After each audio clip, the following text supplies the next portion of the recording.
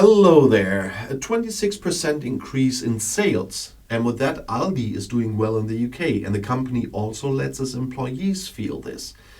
But even a discounter cannot save on every corner.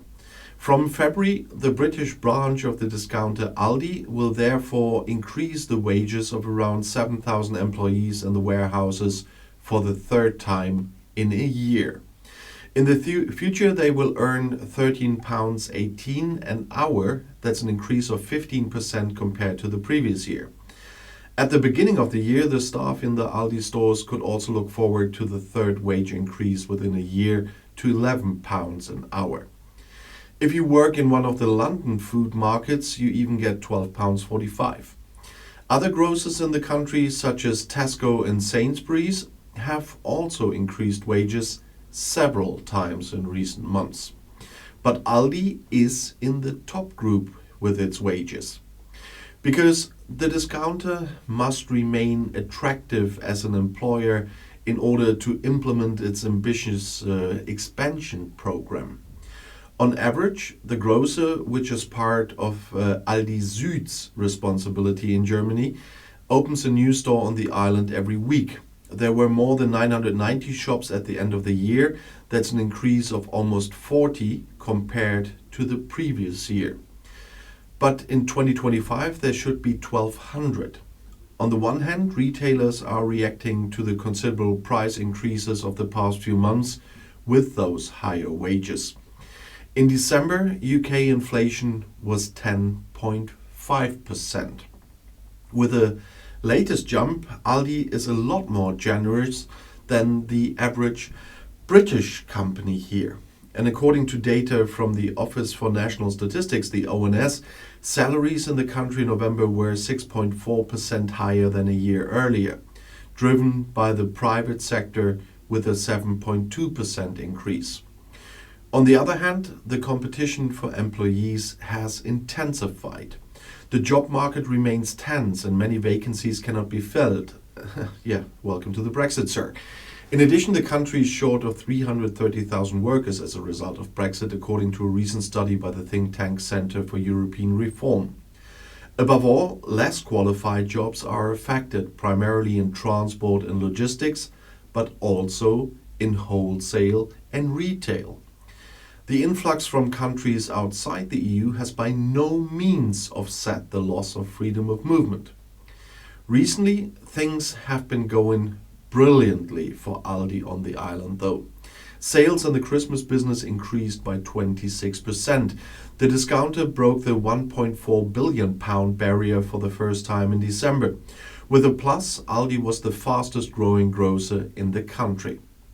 The Christmas results of the German competitor Lidl looked almost as successful, a sales increase of 24%, just 2 percentage points lower. Last but not least, the cost of living crisis is playing into the hands of the two German providers. The significant price increases, coupled with stagnating economic output, are convincing more and more Britons of the range of goods offered by the two. According to analyst McCavitt, Aldi was able to expand its market share to 9.1% compared to 7.7% in the previous year. As early as autumn, the Germans advanced into the top 4 grocers in the country, behind Tesco, Sainsbury's and Asda. Lidl jumped 0.9 percentage points to 7.2%. However, the further expansion is not quite as smooth as in the recession after the financial crisis in 2008, when the two discounters made their breakthrough in the country. The competition on prices has become, let's call it much more aggressive. With Tesco and Sainsbury's, two of the traditional domestic suppliers promised to be at least as cheap as Aldi for a wide range of goods.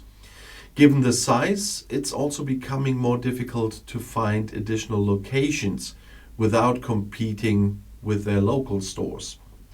Last fall, it looked like Aldi was actually reaching its limits on the island. For 2021, the company reported a nearly 80% slump in operating profit to £60.2 million. Meanwhile, sales increased by just under 1% to £13.6 billion. This does not even include the numerous new shops. The operating margin remained disappointing at 0.4%. However, this financial year was still characterized by a number of COVID restrictions. Unlike the majority of competitors in the British food trade, the German discounters only offer a very limited online range. And things seem to be going better now. This is not only indicated by the good figures in the Christmas business. Aldi has also announced that it will say goodbye to the comparatively expensive delivery business and apparently does not fear any disadvantages for British consumers.